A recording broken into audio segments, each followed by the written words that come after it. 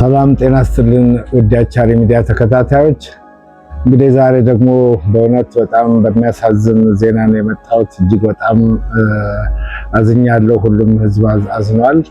ዛሬ እንደሚታወቀው ከንጋት ጀምሮ የተሰማው ሀዘን የብዙዎችን ኢትዮጵያውያን ልብ ነክቷል።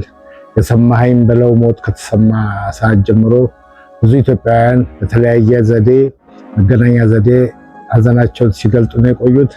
እኔ ግን አሁን በቅርብ ሰዓት ውስጥ አሁንም ያለሁት እዛ አካባቢ ነው። ወደ ለቅሶ ቦታ ሄጄ ነበረ። እዛ ደርሼ ባለቤቱንም አግኝቻት ነበረ። ልጁንም እስራኤልን አግኝቼዋለሁ እና እስራኤል እንደነገረኝ ከሆነ ሰሞኑን ጥሩ ሁላችንም በስክሪን ላይ እንደምናየው የተለያዩ የሕክምና ዘዴዎችን የተጠቀመ የሰውነት መቀነስ ፕሮግራም ላይ እንደነበረ እናውቃለን።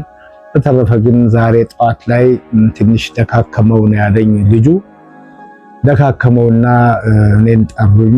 ከዛ ከሌላኛው ወንድሜ ጋር ሆኜ ወደ ሆስፒታል ይዘነው ስንሄድ በቃ እየሄድን እያለ እዛ ወንበሩ ላይ ዘንበል አለ ነው የሚለኝ።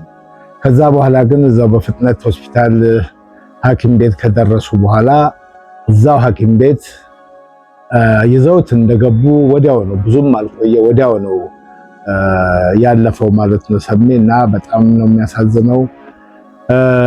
ይሄው ነው እንግዲህ የነበረው ሁኔታ ዛሬ ጠዋት።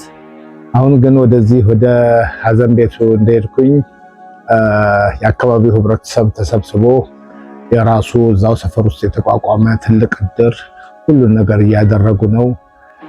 ቀብሩም ነገ እንደሆነ ተረድቻለሁ። ሰዓቱም 9 ሰዓት ነው። ምናልባት ሰዓት የመለወጥ ነገር ሊመጣ ይችላል። ምክንያቱም ከመንገድ የሚገቡ ሰዎች እንዳሉ ሰምቻለሁ። ምናልባት በዚህ ምክንያት ካልተለወጠ በስተቀረ የቀብሩም ስነ ስርዓት 9 ሰዓት በቦሌ በቡልቡላ መድኃኔዓለም 9 ሰዓት ላይ እንደሚፈጸም ነው ያለኝ መረጃ፣ ነገ ማለት ነው። እንግዲህ በዚሁ መጽናናቱን ለቤተሰቡም ለህዝቡም ይስጥልን፣ በቃችሁ ይበለን። እውነት ሞት በዝቶብናል። ዝነኞችም በብዙ ስፍራዎች ላይ ሞት በዝቷል። አሁንም እግዚአብሔር በቃችሁ ይበለን። በጣም ያሳዝናል። ሰሜ ብዙ ስራዎችን እየሰራ እንደነበር አውቃለሁ።